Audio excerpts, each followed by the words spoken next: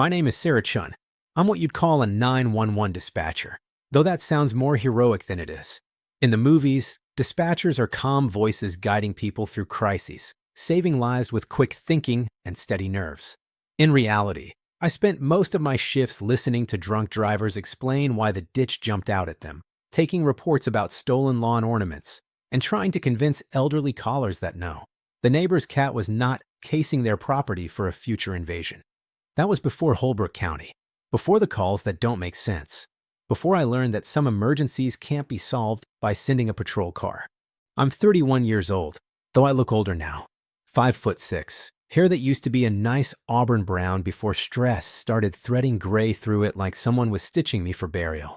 I've got the kind of face that people forget, unremarkable features, the sort of person who blends into crowds. That used to bother me. Now I'm grateful for it. You don't want to be memorable, not when something might be looking for you. Before Holbrook, I was a lot of things. Waitress in Portland for 2 years. Receptionist at a veterinary clinic until the smell of scared animals and antiseptic made me queasy. Retail associate at 3 different stores, each one closing or restructuring within months of my hiring. I tempied at an insurance agency, answered phones for a law firm that turned out to be running a Ponzi scheme. I wasn't involved, but try explaining that in interviews, and spent one miserable summer selling extended warranties at a call center where they monitored your bathroom breaks. I was, in short, a drifter. Not the romantic kind with a motorcycle and a leather jacket.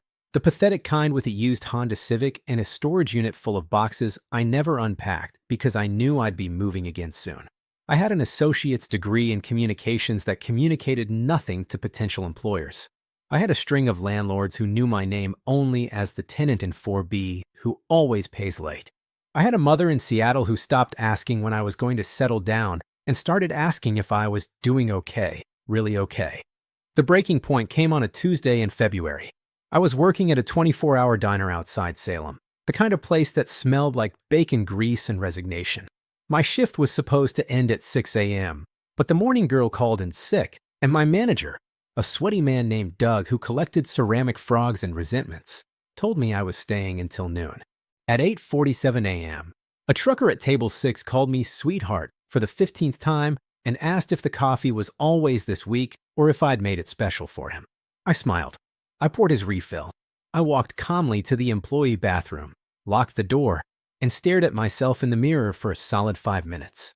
I was wearing a grease-stained apron and a name tag that said Sarah because someone had misspelled it when I started and I never bothered to ask for a replacement. My eyes were bloodshot. My hands were shaking, not from fear or cold, but from the 7 cups of coffee I consumed to stay awake.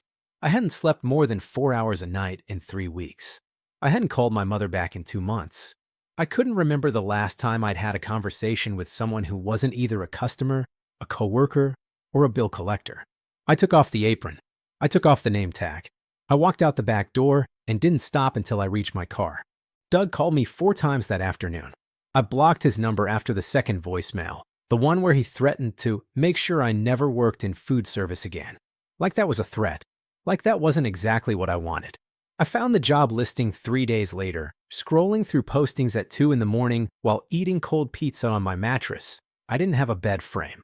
Bed frames implied permanence. The listing was simple. Holbrook County Emergency Services, dispatcher wanted. Full-time, night shift. Training provided. Competitive salary. Housing assistance available. Must be willing to relocate to rural Eastern Oregon. Psychological screening required. That last line should have been a red flag. So should the phrase, housing assistance available. Who offers housing assistance for a dispatcher job? But I was desperate and tired and done with being Sarah in a grease-stained apron, so I applied. The interview was by phone, which felt appropriate for a dispatcher position. The woman on the other end had a voice like gravel and honey, rough but warm, the kind of voice that made you want to trust her even when she was asking questions that didn't quite make sense. How do you handle uncertainty, Sarah? I'm sorry, when you don't know what's happening, when the situation doesn't fit any protocol you've been taught. How do you respond? I thought about it. I improvise, I guess. Figure it out as I go. There was a long pause on the line. Good. That's good. One more question. Do you believe in things you can't explain? I almost laughed. Ma'am, I've worked food service for 5 years. I believe in things far stranger than I can explain. She chuckled, a dry, papery sound. Welcome to Holbrook County. You start in 2 weeks. The drive from Salem to Holbrook took almost 7 hours. The last 2 were on roads that barely deserved the name. Cracked asphalt giving way to gravel, then to packed dirt that kicked up dust clouds visible for miles.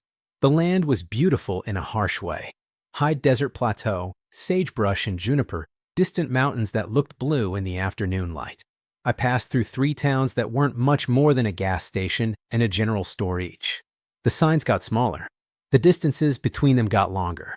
Holbrook itself was larger than I expected, maybe 4,000 people, but it had the feeling of a place that used to be bigger. Empty storefronts on Main Street. A movie theater with a marquee that hadn't been updated since 1987. Churches outnumbering bars, but not by much. The dispatch center was on the edge of town, a squat concrete building that looked like it had been designed by someone who expected nuclear war and wanted to keep answering phones through it. Single story, no windows on the sides, a small parking lot with faded lines. The sign out front said Holbrook County Emergency Services in letters that might once have been reflective, but were now just dull gray. I parked my Civic next to an ancient Ford pickup with more rust than paint. The engine ticked as it cooled. I sat there for a moment, hands on the steering wheel, looking at this concrete box in the middle of nowhere and wondering what the hell I was doing. But there was nothing to go back to. That was the thing. No job waiting. No apartment. I'd let the lease lapse. No relationship. Hadn't had one in years. No plan beyond this one. Holbrook County was my last stop, and I was out of gas either way. I got out of the car and walked toward the door. The dispatch center was smaller than I expected and larger than it looked from outside. The building extended back further than the facade suggested, with sections that seemed to have been added over the years like afterthoughts. The main room was dominated by 3 workstations arranged in a semicircle, each with a computer, multiple monitors, a phone console that looked like something NASA might have used in the 1970s, and a radio setup with more dials and switches than I knew what to do with. The ceiling was low, barely 8 feet, and covered with acoustic tiles that had yellowed with age. Fluorescent lights buzzed overhead, casting everything in that particular shade of pale blue-white that made everyone look slightly dead. The carpet was industrial gray, worn thin in paths between the workstations, and the walls were painted a color that might generously be called taupe, but was really just tired. The smell hit me immediately. Burnt coffee and something underneath it, something older. Musty, like papers left in a damp basement. Later I'd learned that the building had flooded once, back in the 90s, and despite the cleanup, something had seeped into the concrete itself. On humid days, the whole place smelled like wet newspaper and regret. Only one of the 3 workstations was occupied when I arrived. The woman sitting there looked to be in her mid-50s, with steel gray hair pulled back in a bun so tight it seemed to be actively fighting her skull. She was wearing a headset, one hand raised to silence me, her eyes fixed on a monitor as she spoke in low, measured tones. Copy that, Unit 7. Suspect is heading west on County Road 12. Backup is en route. Maintain visual, but do not pursue. She typed something, clicked something else, then pulled off the headset and turned to look at me. You're the new one. Chun. It wasn't a question. I nodded anyway. I'm Harriet Vance. Been here 32 years. I'll be training you. She stood, and I realized she was taller than me by several inches, broad-shouldered, built like someone who'd spent her youth hauling hay bales or throwing drunks out of roadhouses. Her face was weathered, lined with the kind of creases that come from squinting into too many suns and frowning at too many idiots. You eat yet? I grabbed something on the road. Gas station food doesn't count. Come on. She led me through a door at the back of the main room into a small break area. A folding table for mismatched chairs, a refrigerator that hummed loudly, a microwave with suspicious stains, and a coffee maker that looked like it had been brewing continuously since the Reagan administration. The pot was half full of something that might have been coffee or might have been crude oil. Harriet poured 2 cups, handed me one without asking if I wanted it, and sat down heavily in one of the chairs. You'll be working nights, 10 p.m. to 6 a.m. We run skeleton crew after midnight. Just you and me most nights, unless something big happens. Days we've got 3 people. Nights are quieter. Mostly. I took a sip of the coffee. It was terrible, bitter and burnt, and somehow both too weak and too strong at the same time. I drank it anyway. Caffeine was caffeine. The equipment looks old, I offered. It is old.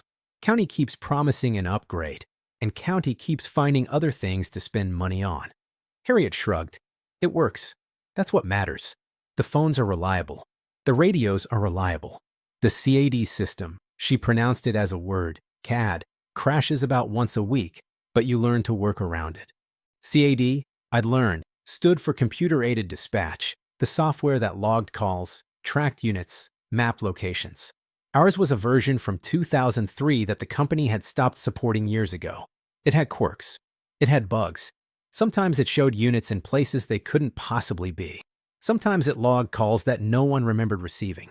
Harriet showed me the rest of the building that afternoon. The main room with the workstations. The break room. A small bathroom that was cleaner than I expected.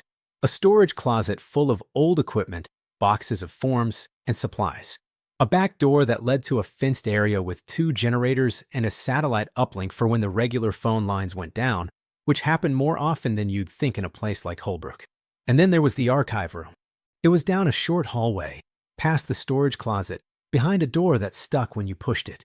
Inside were filing cabinets, dozens of them, lining every wall, some dating back to the 1960s when the center was first built. Paper records of every call, every incident, every report filed in Holbrook County for 60 years. Back up, Harriet said when I asked. The computers have everything from 1995 on, but before that it's all paper. And even after, we keep hard copies. Power goes out, computers crash, but paper stays. I ran my fingers along the labels on the cabinets. Years, arranged chronologically. 1962 to 1965, 1966 to 1970. On, up to the present. 60 years of emergencies, cataloged and filed. Anyone ever look through these? Harriet was quiet for a moment. Sometimes, when something happens that reminds us of something that happened before. She didn't elaborate. I didn't push. My first week was training. Basic stuff, learning the phone system, the radio codes, the CAD software with its quirks and crashes. Harriet was a patient teacher, gruff but never cruel, correcting my mistakes without making me feel stupid.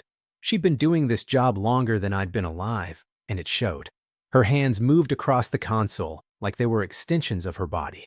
She could type notes, talk on the radio, and monitor 3 screens simultaneously without breaking a sweat. The calls during training were mundane. Car accidents on the highway, a barn fire outside of town, domestic disturbances, medical emergencies, heart attacks, falls, diabetic episodes. I learned to keep my voice calm, to ask the right questions, to dispatch the right units. I learned the geography of Holbrook County from the console, which roads flooded in spring, which neighborhoods had the most burglaries, which addresses were frequent flyers for mental health crises. It felt normal, almost boring. Almost. But there were moments, small things that didn't quite add up. The way Harriet would sometimes pause before answering a call, looking at the caller ID display with an expression I couldn't read. The log entries marked with red flags that she told me to ignore. Just old cases, not relevant. The way the night shift schedule was always exactly the same. 10 p.m. to 6 a.m., no exceptions, no overtime, no staying late. What happens after 6? I asked once early on. Harriet looked at me over the rim of her coffee cup. Day shift takes over. I mean, what if there's an active situation? What if we're in the middle of something? We hand it off. Clean break. You clock out at 6, Sarah, no matter what. Her voice was firm. Final. That's the rule. I would learn, eventually, that there were a lot of rules in Holbrook County. Not the official ones in the employee manual, proper radio protocol, chain of command, documentation requirements. Those were the rules anyone could learn. The other rules were different. The ones Harriet taught me piece by piece, never written down, never explained fully until you needed to know them. The rules that kept you alive. But I'm getting ahead of myself. Harriet Eloise Vance was 63 years old, and she had been working dispatch in Holbrook County since the summer of 1991. Before that, she'd been a sheriff's deputy in a county further north, but she didn't talk about those days much. There was a scar on her left forearm, a twisted rope of white tissue that ran from her wrist to her elbow, and she never wore short sleeves, even in summer. I saw it once, by accident, when she was washing her hands in the break room sink. She caught me looking and pulled her sleeve down without a word. She lived alone in a small house on the outskirts of town. I knew this because she mentioned it once in passing and because I drove by it one afternoon when I was exploring. A blue house with white trim, well-maintained, a vegetable garden in the back, and no car in the driveway except her ancient Ford pickup. No family photos on her desk at work. No wedding ring. When I asked if she had kids, she said, once, and changed the subject. Harriet's voice was distinctive, low and raspy, like she'd smoked for decades. She had, she told me, but quit in 2005 after a health scare. She had a habit of humming when she was thinking, a tuneless sound that I found irritating at first and then somehow comforting. She called me kid, even though I was over 30, and she called everyone younger than her kid, so I didn't take it personally. She drank black coffee in quantities that should have been lethal. She ate the same lunch every day, a turkey sandwich on wheat, an apple, and 3 oatmeal cookies she baked herself on Sundays. She read true crime books on her breaks, the bloodier the better, dog-earing pages and muttering about amateur detectives who don't understand chain of custody. Her workspace was neat but personalized. A small cactus in a pot shaped like a sleeping cat. A faded photo tucked into the corner of her monitor. I never got a clear look at it, but it seemed to show a young woman in a sheriff's uniform. A Holbrook County map covered in pins and notes that she updated religiously, marking locations and dates in a code I didn't understand at first. What's all this? I asked during my second week, pointing at the map. Patterns, Harriet said, not looking up from her screen. This job is about patterns. You learn the patterns, you know what's coming. Patterns of what? Crime. She was quiet for a long moment. Among other things, our dynamic developed slowly. I was a skeptic by nature. Years of disappointment will do that to you. And Harriet was not what you'd call an open book. But night shifts have a way of breaking down walls. When it's just 2 of you in a concrete box from midnight to dawn, answering calls from the darkest hours of people's lives, you either talk or you go crazy. She told me about the county, about the history, how Holbrook had been a mining town once, silver and copper, boom times in the 1890s that went bust by 1920, how people had died in those mines, cave-ins and accidents and worse, and how the mines were never properly sealed, just abandoned. How the land itself seemed to hold on to things. The old-timers have names for places out here, she said one night, during a quiet stretch when the phones were silent.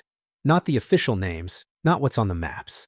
Names like Dead Man's Hollow and the Whispering Rocks and Echo Creek. Sounds like a haunted tour. Harriet didn't laugh. There's a reason for every name, kid. Reasons that go back a long way. She told me about dispatchers who'd worked here before me. Not many. Turnover was low, she said, because people either stayed forever or left within the first few months. The ones who left usually didn't explain why. They just stopped showing up. What about the ones who stayed? I asked. Harriet's face did something complicated. They learned the rules. You keep talking about rules. Not the official ones, right? No, not the official ones. She didn't say anything more that night. But a few days later, she handed me a folded piece of paper. Yellowed, soft from handling, covered in handwritten notes in several different handwritings. What's this? What you need to know. She looked at me with those sharp gray eyes. Read it. Memorize it. Don't dismiss it. I unfolded the paper. The handwriting was cramped, hurried, some parts faded almost to illegibility. At the top, someone had written in block letters, "For new dispatchers, read before your first solo shift." Below that was a numbered list. 5 items, 5 rules. I started to read, but Harriet put her hand over the paper. Not here. Not now. Take it home. Read it when you're alone. And then, she paused, something flickering behind her eyes. Then we'll talk. I read the paper that night, in the small apartment the county had helped me find, a 1-bedroom above a hardware store, furnished in early American thrift store, but clean and cheap. I sat on the lumpy couch with a beer I didn't drink and read the rules that would change everything. The handwriting shifted from section to section, different hands adding to the document over what must have been years.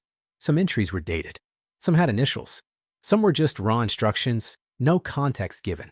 The 5 rules were: if a call comes from a location that doesn't exist, do not dispatch units. Log the call, note the time, and wait. It will disconnect within 3 minutes. If it doesn't, transfer to Harriet immediately. When a caller describes something they see in the corner of their eye or at the edge of the light, ask them to describe it in detail. If they can describe it clearly, dispatch as normal. If they can't, if they say it won't stay still or keeps changing, do not send anyone until daylight. Between 2 o'clock and 4 a.m., you may receive calls where the background noise is wrong. Silence when there should be sound. Breathing that doesn't match the speaker. Static that sounds like words. End these calls immediately. Do not engage. Do not trace. If a caller asks for a specific deputy by name, a name you don't recognize, check the memorial wall before responding. If the name is there, the call is not what it seems. Disconnect and log it as a technical error. Never stay past 6 a.m. No matter what is happening on the line, you hand off at 6. If there is no one to hand off to, you hang up. The night shift ends at 6. That is not negotiable. I read the list 3 times. Then I put it down and stared at the wall for a long time. It was insane. It was the kind of thing you'd expect from a prank, from coworkers hazing the new hire. Calls from places that don't exist. Things at the edge of the light. Deputies whose names were on a memorial wall. But the handwriting wasn't a joke. The dates weren't a joke. Some of them went back to the 1970s. And Harriet, who was the least whimsical person I'd ever met, had given it to me with a face that said she believed every word. The next morning, before my shift, I walked around the dispatch center, looking at things I hadn't noticed before. The memorial wall was there, in the hallway by the bathroom, a modest plaque with names and dates. Deputies who had died in the line of duty. I counted 7 names, the oldest from 1968, the most recent from 2019. One name caught my eye. Deputy Eliza Vance, killed in the line of duty, 1989. Vance, same last name as Harriet. I didn't ask about it. Not yet. There are questions you earn the right to ask. Instead, I went to the archive room. I spent an hour pulling files from the oldest cabinets, looking at call logs from decades past. Most of them were mundane, traffic accidents, bar fights, medical emergencies. But scattered among them were entries that didn't fit. March 12, 1974. Call received from mile marker 47, County Road 8. Caller reported vehicle in ditch. Dispatch records show no such mile marker exists on CR8. No unit dispatched. Call disconnected after 2 minutes 48 seconds. No follow-up. October 3rd, 1982. Caller identified as Deputy Morrison.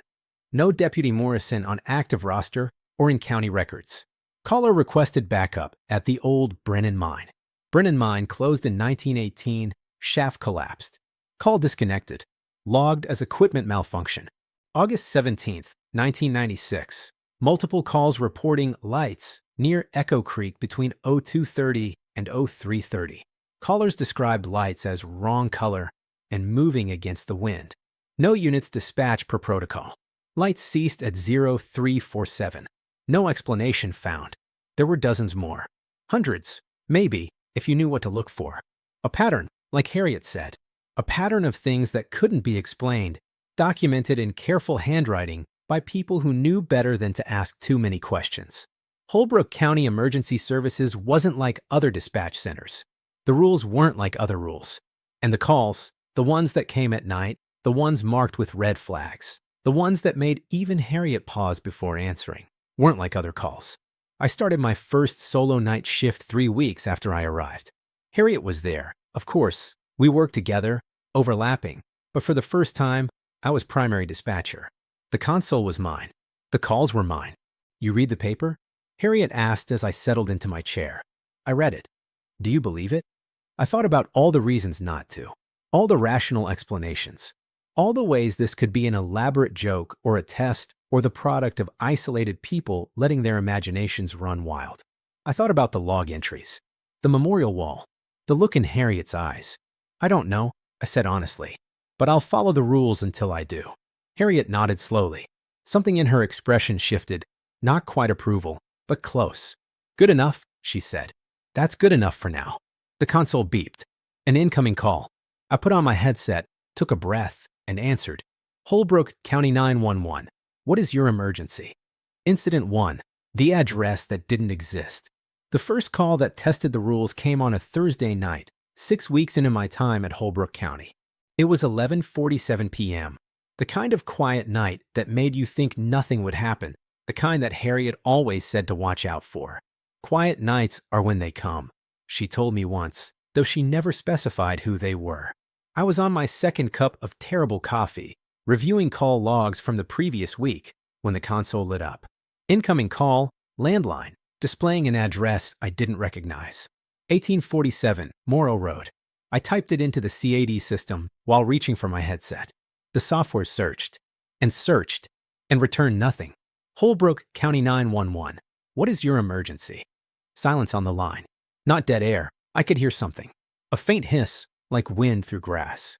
Distant. Wrong. Hello? This is 911. Can you tell me what's happening? Then a voice. Female, I thought, though it was hard to tell. The audio quality was strange, wavering, like someone speaking through water. Please, help me. There's been an accident. Standard enough. I pulled up the call information again. The address still showed as 1847 Morrow Road, but the CAD system was flagging it in red. No matching record. Ma'am, I'm showing an address of 1847 Morrow Road. Can you confirm that's where you are? Yes, that's right. Please hurry. There's so much blood. My training kicked in. Okay, I'm getting help to you right now. Can you tell me who's injured? Everyone. Everyone's hurt.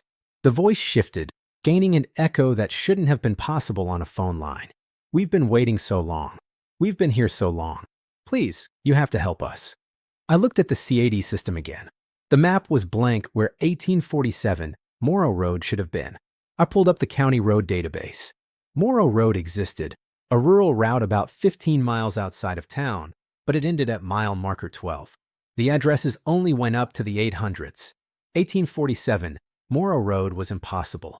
I glanced over at Harriet. She was watching me, her hand hovering near her own console. Ma'am, I said carefully. Can you describe where you are? Any landmarks? The old house. The white house with the red door. We were coming home from the church social. The road was dark. So dark. The voice was changing now, becoming more distant, more layered, like multiple people speaking at once, just slightly out of sync. The horses spooked. The carriage went over. Please, you have to help. There's so much blood. Horses. Carriage. Church social. I felt something cold crawl down my spine. Ma'am, what year is it? Silence. The hissing grew louder, filling the line with static that almost sounded like whispers. Then the voice returned, confused now, frightened. It's 1892. October.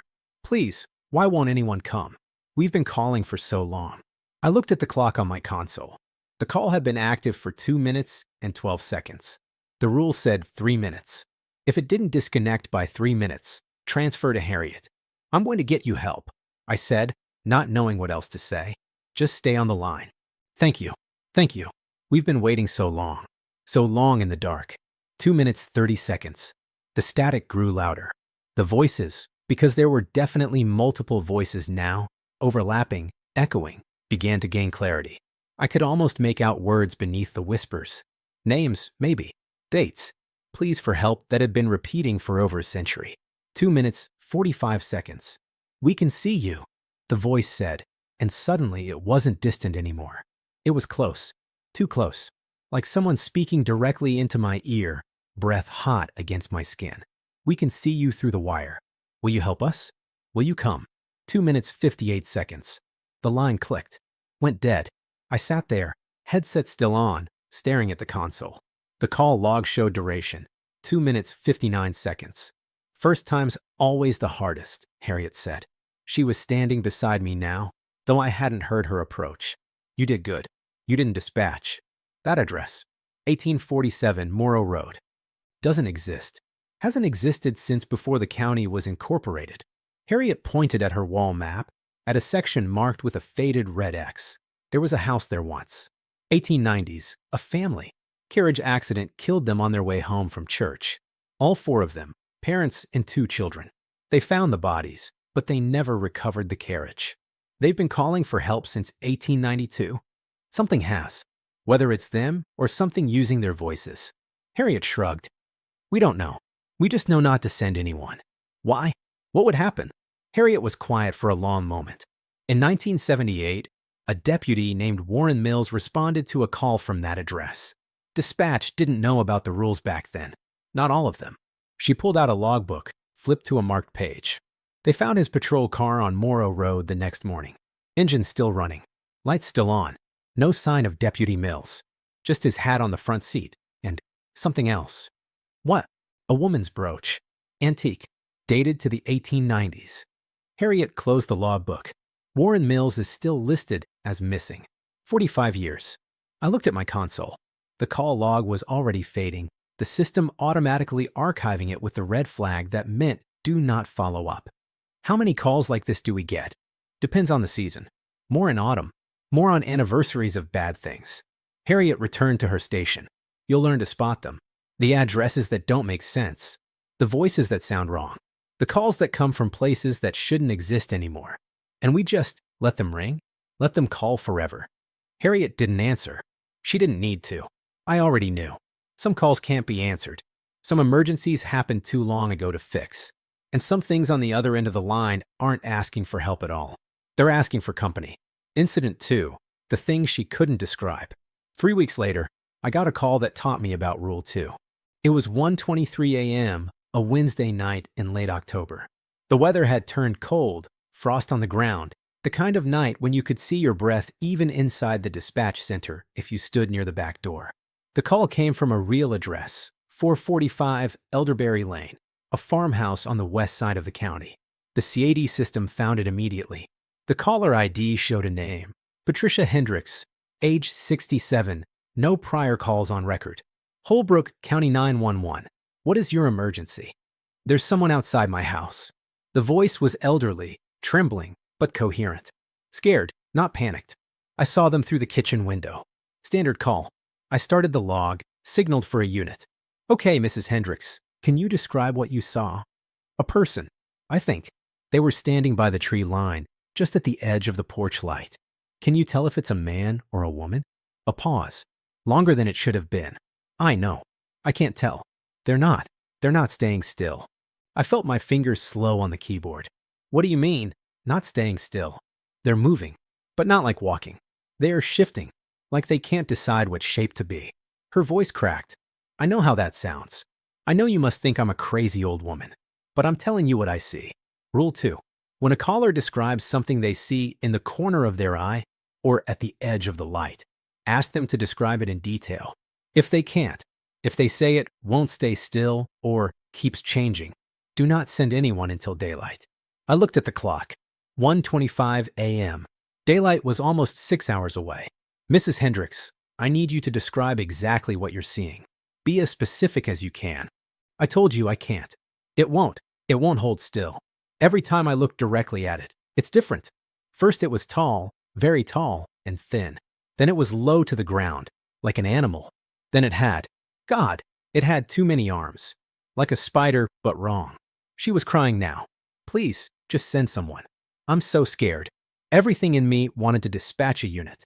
This was a 67-year-old woman, alone on a farm, terrified of something outside her house. This was exactly the kind of call I'd been trained to take seriously. But the rule was clear, and Harriet was watching me, her face unreadable.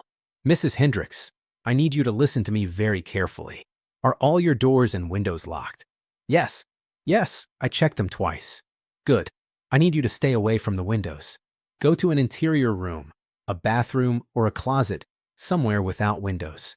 Take your phone with you. Stay there until morning. Until morning? That's hours from now. Her voice pitched higher. Why can't you send someone now? Because if I do, they might not come back. Because whatever is outside your house isn't something a deputy with a service weapon can handle. Because the rule exists for a reason. I couldn't say any of that. Mrs. Hendricks, it's not safe for officers to approach an unknown situation in the dark. I promise you, we'll have someone there at first light. But right now, the safest thing you can do is stay inside. Stay hidden and wait. It's at the window. The words were barely a whisper. Mrs. Hendricks? It's at the kitchen window. It's looking in.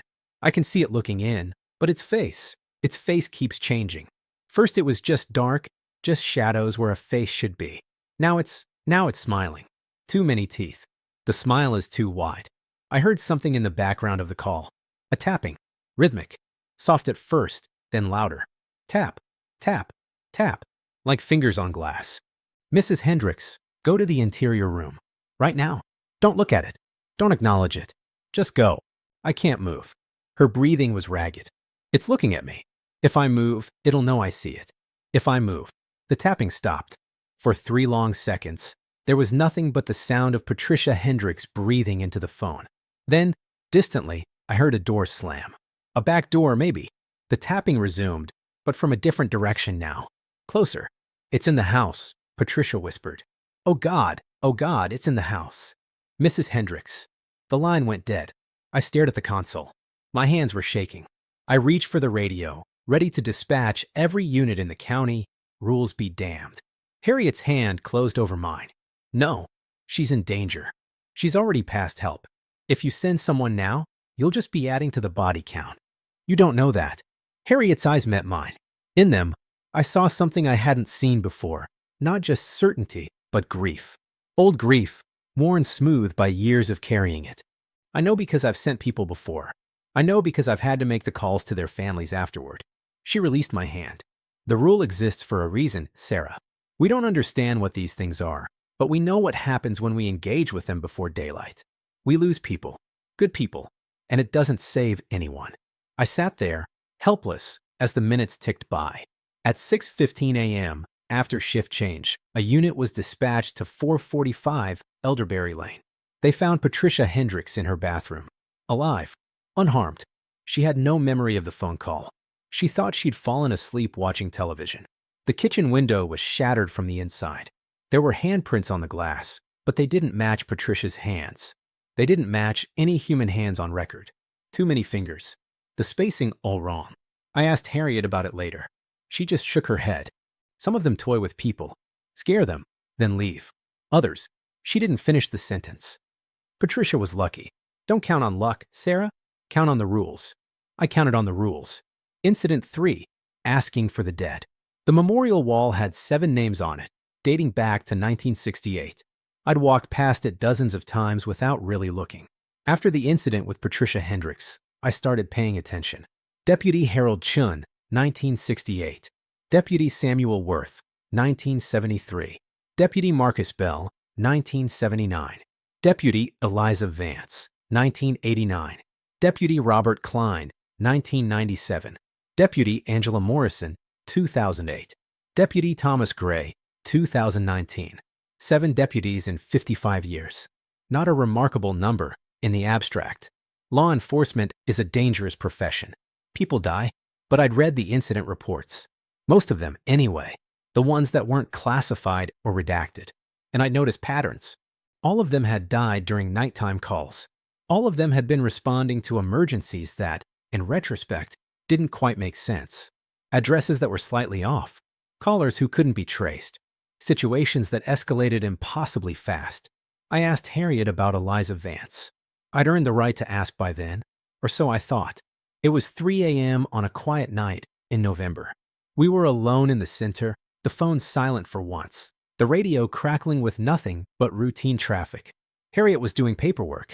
I was pretending to do paperwork while actually reading old case files. She was my sister, Harriet said without looking up. Younger by 2 years. Joined the department in '85, same year I started dispatch. What happened? Harriet set down her pen.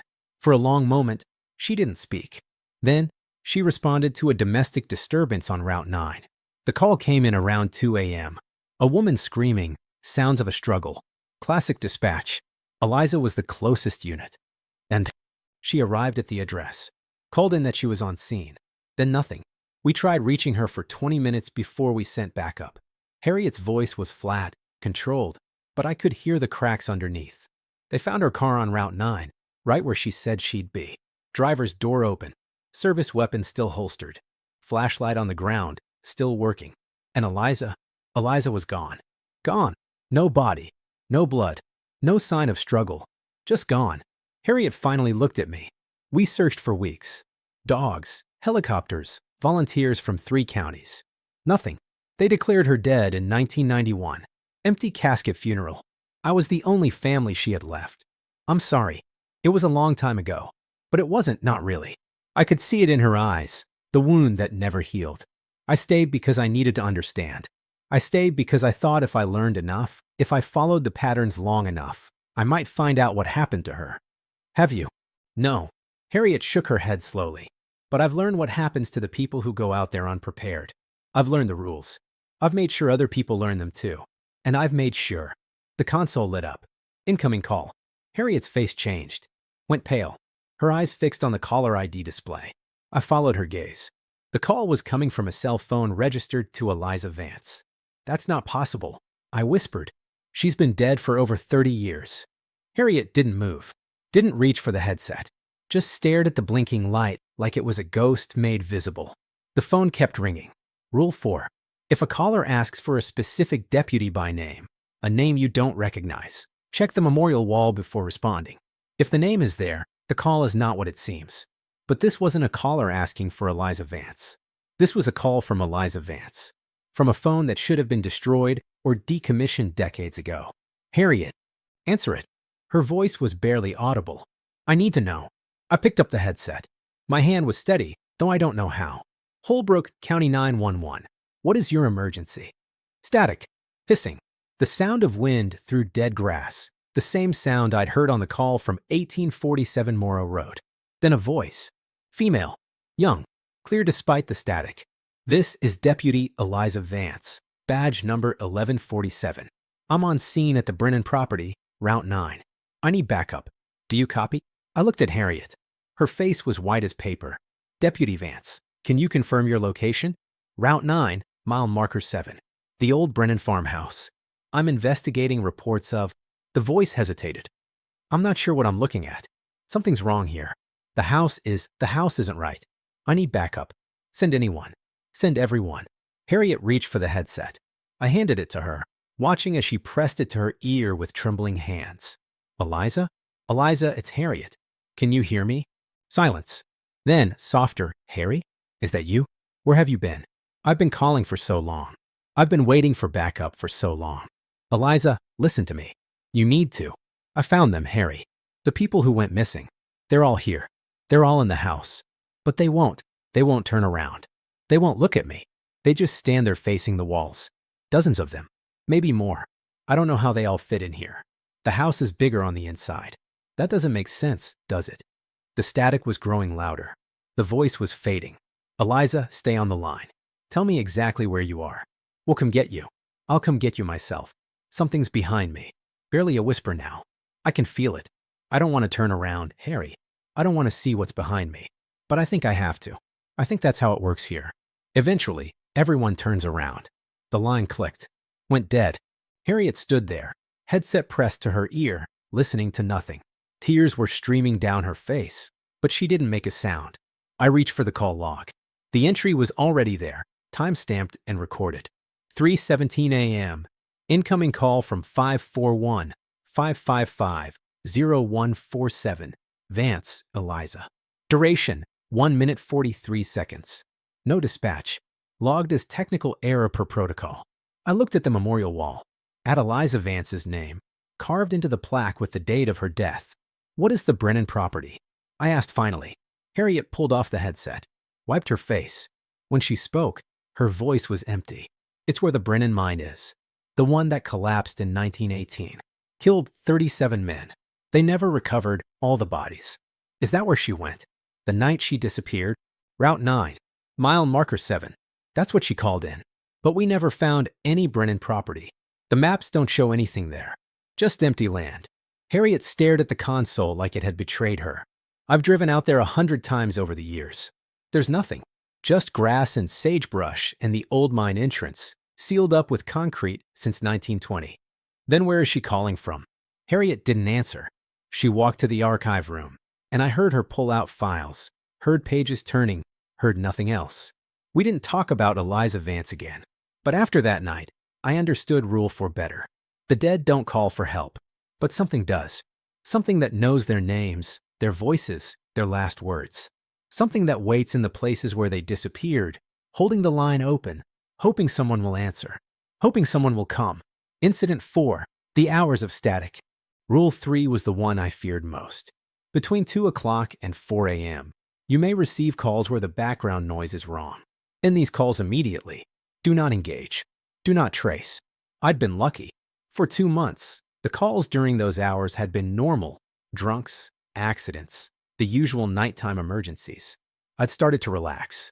Started to think maybe the 2 to 4 a.m. window was superstition, an artifact from older, more paranoid dispatchers.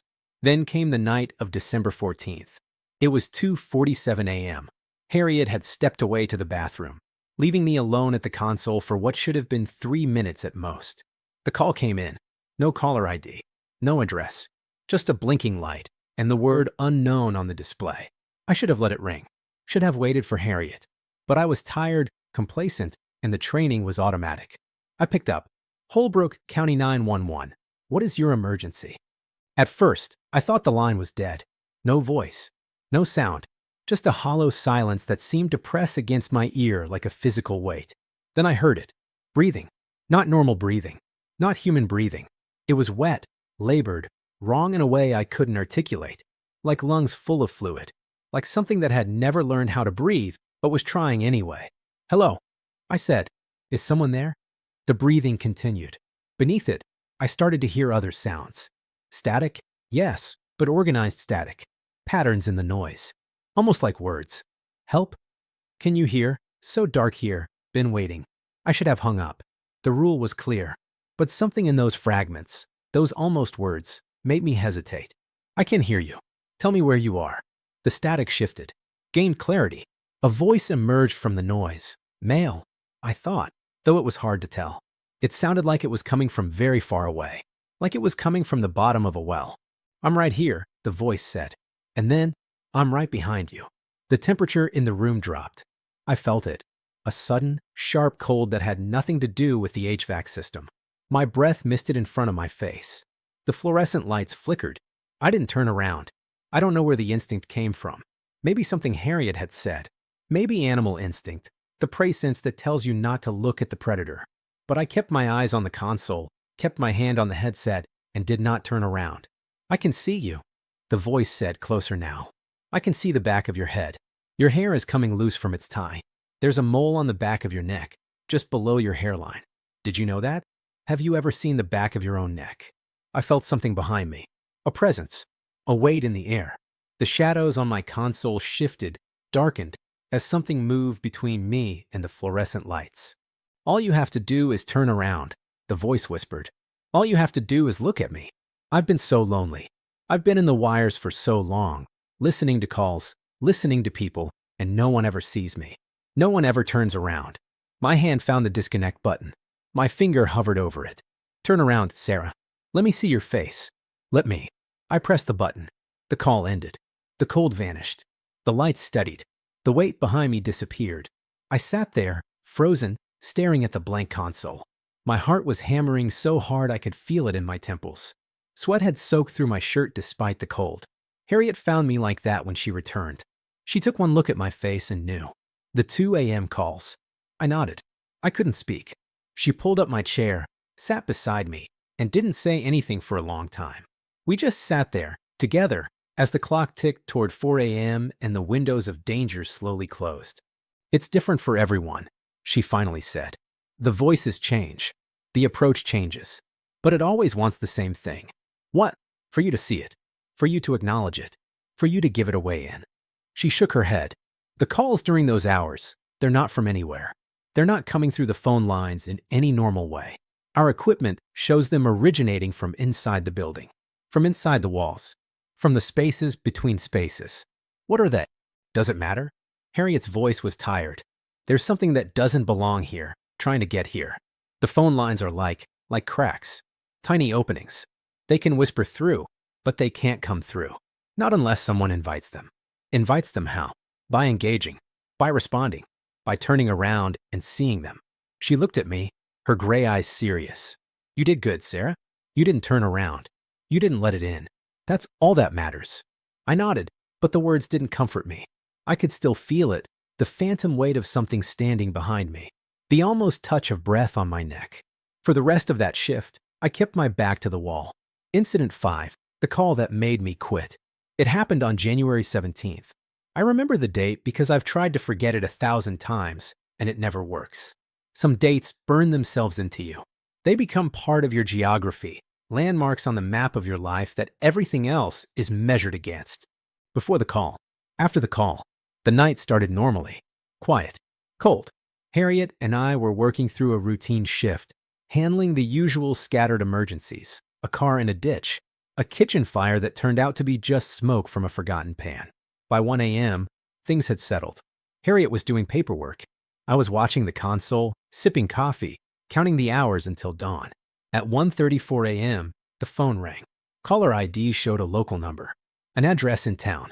Brennan, Martha, a name I didn't recognize, but the address was real, the number was real, everything checked out. Holbrook County 911. What is your emergency? Please. A woman's voice. Young. Terrified. Please, you have to help. They're in the house. Standard home invasion opening. I started the log, flagged it priority, began dispatch procedures. Ma'am, how many intruders are there? Can you describe them? I don't. I can't. She was crying. They're not right. They look like people, but they don't move right. They're coming up the stairs. Oh God, they're coming up the stairs. I signaled Harriet. She was already reaching for her headset, monitoring the call. Ma'am, is there a room you can lock yourself in? A bathroom, a closet? I'm in the bedroom. The door is locked, but they're outside it now. I can hear them breathing.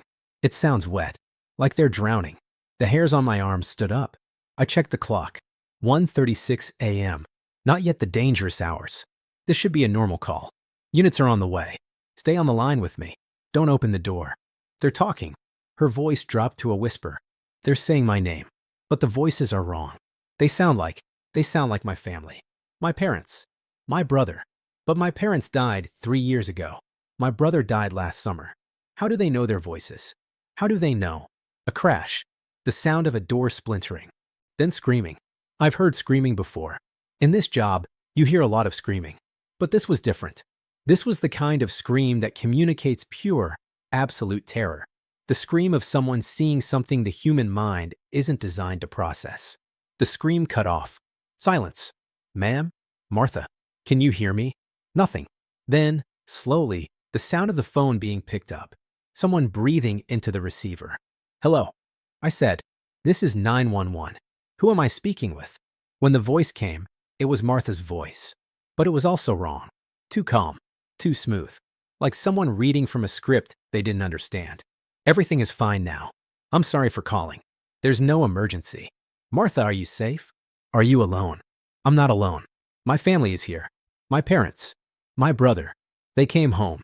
A pause. We're all together now. You don't need to send anyone. We're fine. We're all fine. I looked at Harriet. Her face was gray. Ma'am, can you confirm your date of birth for me? What? Standard procedure. Just confirming identity. Another pause.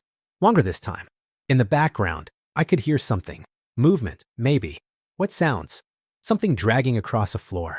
I don't remember. The voice flickered, distorted. I don't remember what year I was born. I don't remember what year it is. How long have I been here? How long have I been in this house? The wet sounds grew louder. Closer. Something's wrong. The voice said, and now it wasn't calm anymore. Now it was frightened, confused. Something's wrong with me. I can feel it. I can feel them inside me. They're wearing me like a coat. They're speaking through me. I can't make them stop. I heard other voices now, layered behind hers, overlapping. The voices of her parents, maybe, her brother, others I didn't recognize. All of them speaking at once, a chorus of whispers that rose and fell like breathing. They want me to hang up now. They say I have to stay. They say no one's coming. They say. The line went dead. I sat there, frozen. The console showed the call as disconnected. The timestamp read 1:41 a.m. 7 minutes. Dispatch the units, Harriet said. Her voice was steady, but I could hear the strain underneath. I looked at her. It's not yet 2 a.m. The rules. Dispatch the units, Sarah? This is different. This is happening now, in real time. We have to try. I dispatched 2 units to the Brennan address. Then I waited, watching the map, listening to the radio, praying that for once, the rules wouldn't apply. The first unit arrived at 1:58 a.m. Deputy Keith Rollins, 32 years old, 8 years on the force. He called in his arrival, standard procedure. Dispatch, I'm on scene. House is dark. No visible signs of disturbance. Approaching front door. A pause. Then, dispatch, front door is open. I'm entering the residence. I tracked his position on the CAD system. The little dot that was Keith Rollins moved from the street to the property line, then into the house itself. Dispatch, ground floor is clear. No signs of struggle. Proceeding to second floor. Another pause. Longer. Dispatch, I'm on the second floor. The door is broken. It looks like something tore through it. I'm entering the bedroom. Silence. Deputy Rollins? Keith, what do you see? When his voice came back, it was different. Quieter. Strained. There's no one here, dispatch. The room is empty, but there's something on the walls. Writing, maybe. I can't quite read it. It keeps shifting, like it's moving. Keith, get out of that house. Right now. The writing says, turn around. Over and over. On every wall. On the ceiling. Turn around. His voice cracked. Dispatch, I think something's behind me. I heard it then. Through his radio, clear as a bell. The sound of breathing. Wet. Labored. Wrong. Keith, don't turn around. Keep your eyes forward and walk out of the house. Don't look back. Don't. The radio erupted in static. Through it, I heard Keith Rollins screaming. I heard other sounds. Impacts. Tearing. Something breaking that might have been bone. And underneath it all, I heard voices. Dozens of them. Hundreds. All speaking at once. Overlapping. A chorus of the dead. Turn around. Turn around. Turn around. Then silence. The second unit arrived 4 minutes later. Deputy Maria Estevez, 28 years old, 5 years on the force. She found Keith Rollins' patrol car in front of the house, driver's door open, engine running. She did not find Keith Rollins. The house was empty. No bodies. No blood. No sign of Martha Brennan or anyone else. Just a bedroom with walls covered in writing that faded even as Maria watched, the words dissolving into nothing. Keith Rollins is still listed as missing. Martha Brennan, according to county records, died in 1987. She was the last resident of that house. After her death, the property sat vacant. The phone line should have been disconnected decades ago, but someone called from that number. Something answered, and it took a young deputy who was only doing his job. The ending. I handed in my resignation the next morning. Harriet tried to talk me out of it. You're getting good at this, Sarah. You understand the rules. You could. I can't. I didn't raise my voice. I didn't need to. I spent the whole night listening to a man die, Harriet. I sent him there. I dispatched him to that house. And now he's gone, and I don't even know what took him. That's not. Yes, it is. It is on me. Just like Eliza is on the dispatcher who sent her to Route 9 in 1989. Just like all of them are on whoever was sitting at this console when the call came in. I looked at the memorial wall, at the 7 names carved into the plaque. I can't be part of this anymore. I can't sit here and follow rules I don't understand, praying that they're enough, knowing that sometimes they won't be. Harriet was quiet for a long time. Then she nodded. I understand. She reached into her desk, pulled out an envelope. Your last paycheck. And something else. I opened the envelope. Inside, along with the check, was a folded piece of paper. Old. Yellowed. The same paper she'd given me on my 3rd week. Take the rules with you, Harriet said. You may not work here anymore, but you know things now. Things that can help other people. If you ever meet someone who needs to know, someone who's going to work a job like this, in a place like this, pass them on. I looked at the paper, at the 5 rules written in cramped handwriting, added to by different hands over different years. What are you going to do? I asked. What I've always done. Keep the console. Answer the calls. Make sure someone's listening when the night gets dark. Harriet's voice was tired but steady. Someone has to do it, Sarah. Someone has to man the line. I packed up my locker that afternoon. There wasn't much. A few personal items, a coffee mug, a photo of my mother I'd taped to my monitor. The other dispatchers said goodbye. The day shift supervisor shook my hand and told me I'd been good at the job. No one asked me why I was leaving. They didn't need to. They'd all heard the calls. They'd all read the logs. They understood.